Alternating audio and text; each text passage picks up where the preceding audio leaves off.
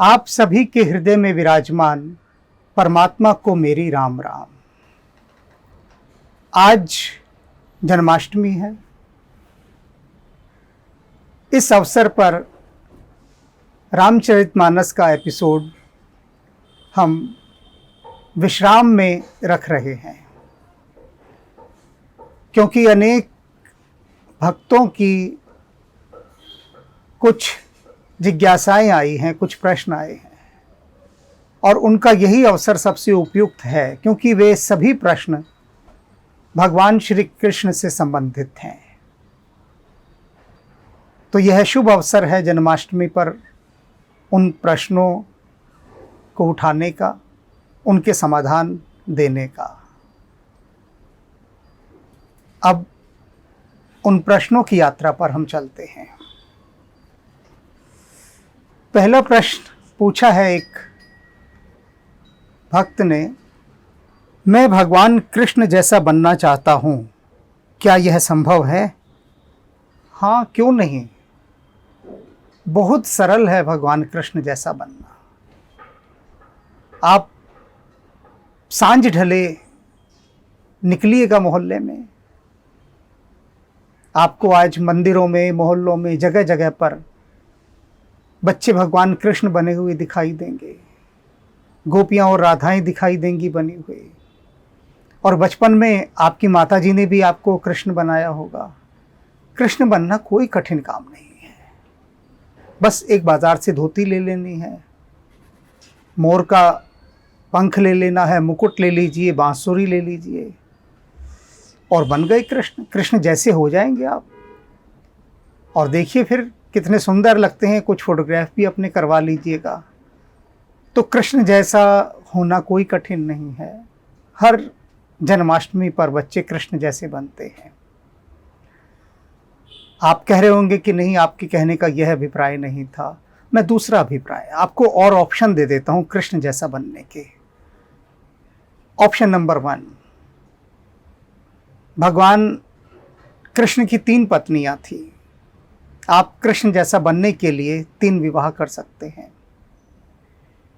दूसरा ऑप्शन यानी दूसरा विकल्प, भगवान कृष्ण बांसुरी बजाया करते थे, तो आप एक बांसुरी खरीद लीजिए, हर समय बजाइए, ऑफिस में बजाइए, रास्ते में बजाइए, जहां मौका मिले वहीं बजाइए। तो इस तरह से लोग आपको मुरलीधर कहने लगेंगे, भगवान कृष्ण जैसे आप बन जाएंगे। और भगवान कृष्ण अपने मित्र, अपने सखा, अपने प्रिय, अपने आत्मन अर्जुन के सारथी बने थे युद्ध में। तो ये जीवन भी एक युद्ध है। आपका मित्र जिसके पास कार हो, उसका ड्राइवर जब छुट्टी पर चले जाए तो आप उसके सारथी बन जाइए। 10-12 दिन कहो कि भैया मैं भगवान कृष्ण बनना चाहता हूँ उनके जैसा, तो मुझे तुम्हारा सारथी यानी ड्राइवर बनना है। और जितने समय आप उसके सारथी रहें, उसे उपदेश देते रहें। गीता आपको आती ही होगी, खूब पिलाएं उपदेश उसे। सारथी हैं आप, और उसे कहें कि भाई तू थोड़ा सा निराशा में चला जा, क्योंकि मुझे इस समय भगवान कृष्ण बनना है। अब चौथा विकल्प, ऑप्शन नंबर 4, कि भगवान कृष्ण ने जिस प्रकार से एक अच्छे पति, अच्छे मित्र, शासक और परमात्मा की भूमिका को निभाया, अच्छे पति रहे, अच्छे पुत्र रहे, अच्छे पिता रहे। कहने का अभिप्राय है कि हर रोल उन्होंने बखूबी निभाया। जीवन का हर रोल, कैसा भी रोल रहा हो, कैसा भी अभिनय करने को उनको दे दिया गया हो, उन्होंने हर अभिनय को, लीला ही तो कर रहे हैं ना, कृष्ण लीला और राम लीला, तो हर लीला को उन्होंने बखूबी निभाया। ये चौथा विकल्प है। तो आप भी यदि कृष्ण के जैसे बनना चाहते हैं, तो ये चौथा विकल्प भी आपके लिए खुला है कि हर संकट, हर मुसीबत को झेलते हुए अपने प्रत्येक अभिनय को बड़ी कुशलता के साथ निभाना, ईमानदारी के साथ निभाना। तो आप कृष्ण जैसे बनने की यात्रा में निकल जाएंगे। मैं आपका अभिप्राय समझ रहा हूँ। आपने जो बात कही कि मैं कृष्ण जैसा बनना चाहता हूँ, उसके पीछे का जो मर्म है, जो गहरा भाव है, वह मैं समझ रहा हूँ। जो पहले 3 विकल्प मैंने बताए, वे बस यूं ही आपका मन प्रसन्न करने के लिए, आपको थोड़ा हंसाने के लिए। असल विकल्प तो चौथा ही है। और वो चौथा विकल्प क्या है?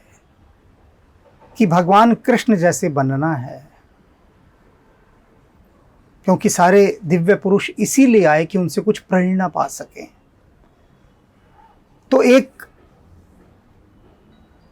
श्रेष्ठ अभिनेता बनना है, सर्वश्रेष्ठ अभिनेता।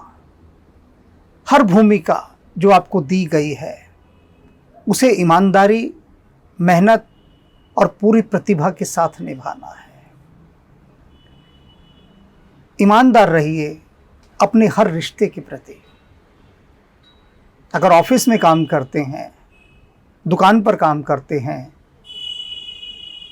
तो ईमानदारी से, बेईमानी नहीं, छल कपट नहीं। पुत्र हैं तो माता पिता की सेवा, पिता हैं तो पिता के समान पूरे परिवार का पालन पोषण करना, मित्र हैं तो मित्रता में मित्र के साथ सदा सहयोग करना। यानी जो भी हैं, जिस अभिनय में भी हैं, उस अभिनय को कुशलता से निभाएं, तो कृष्ण जैसे होने की यात्रा में आप निकल जाएंगे। कृष्ण जैसे हो जाएंगे यह तो मैं नहीं कह सकता, क्योंकि यह आप पर निर्भर करता है। मैं केवल इतना कह सकता हूं कि उस यात्रा की ओर आप अग्रसर हो जाएंगे। अब अगले प्रश्न पर चलते हैं। आपने एक वीडियो में बताया था कि भगवान कृष्ण के लिए अनेक लोगों ने अपमानजनक शब्द कहे। ऐसा कैसे हो सकता है कि कोई भगवान कृष्ण को अपमानजनक शब्द कहे? शायद आपने वह वीडियो पूरा नहीं देखा, या फिर मैंने उस वीडियो में आगे एक और बात का उल्लेख नहीं किया, किसी और में किया होगा। दोनों संभावनाएं हो सकती हैं। आप कह रहे हैं कि ऐसा कैसे हो सकता है कि कोई भगवान कृष्ण के लिए अपमानजनक शब्दों का उपयोग करे। यह आज आपको लगता है, और आज भी करते हैं लोग। उस समय केवल शब्दों की बात नहीं थी। भगवान कृष्ण की हत्या करने के लिए उनके जन्म से पहले ही लोग पीछे लग लिए थे। अपमानजनक शब्द तो बहुत दूर की बात है, बहुत छोटी बात है। 2-4 गाली गवाली दे दी, उनसे कोई फर्क नहीं पड़ता।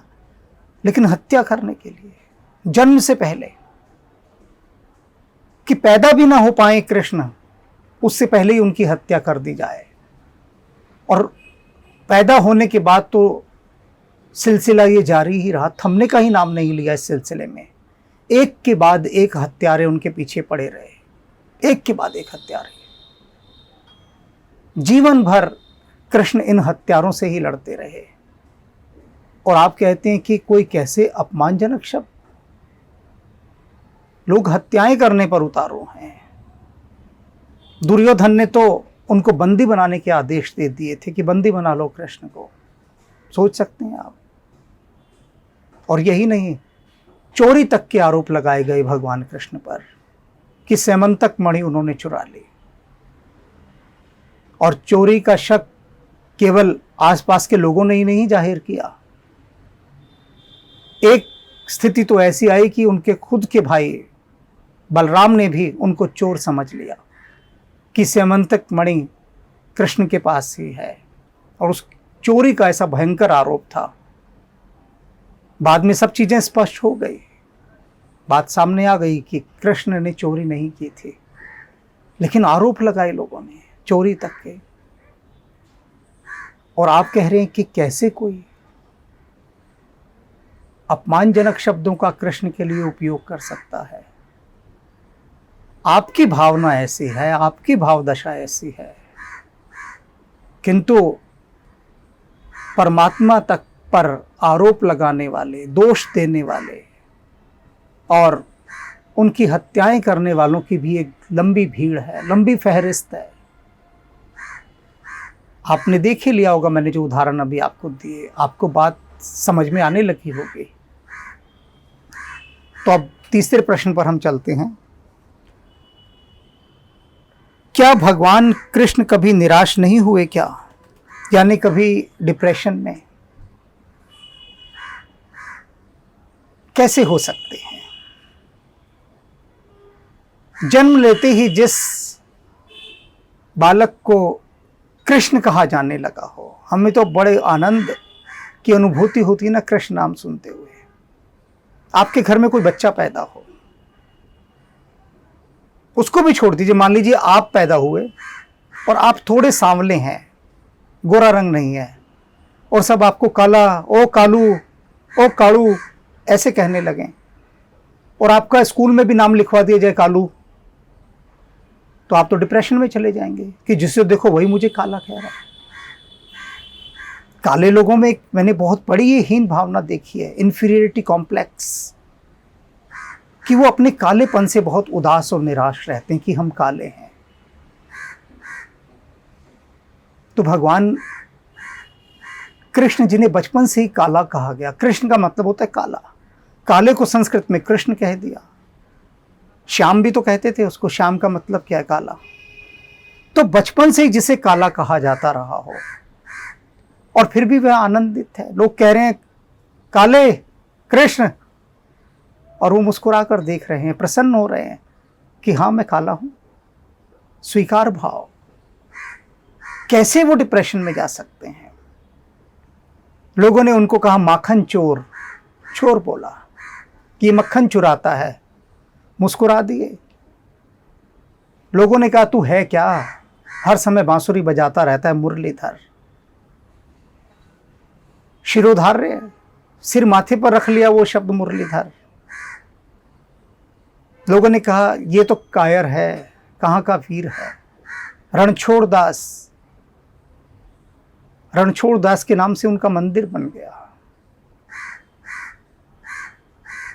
जितने भी अपमान सूचक शब्द भगवान कृष्ण के लिए संसार ने कहे, उन्होंने सबको अपना आभूषण बना लिया। देखते हैं ऐसा कौशल। ऐसी विराट चेतना कहां से डिप्रेशन में जा सकती है? बल्कि डिप्रेशन उनके चरणों में आकर सुख पाले। सोच सकते हैं आप कि आपको कोई गाली दे जाए और आप गाली सुन के नाचने लगे, प्रसन्न होने लगे? नहीं होता ना। लेकिन कृष्ण के साथ यही हुआ। प्रत्येक अपमानजनक शब्द को उन्होंने ऐसा आभूषण बना दिया कि वह आज पूजा के योग्य शब्द हो गया। पूजते हैं लोग इन सब शब्दों को, कृष्ण से ही पूजना शुरू करते हैं, काले से ही।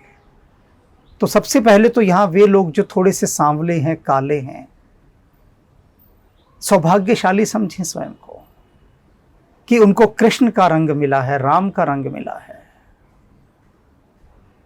अपने ही रंग में रंग लीनी, ये जीवात्मा उसने अपने ही रंग में रंग ली है, ऐसा समझे।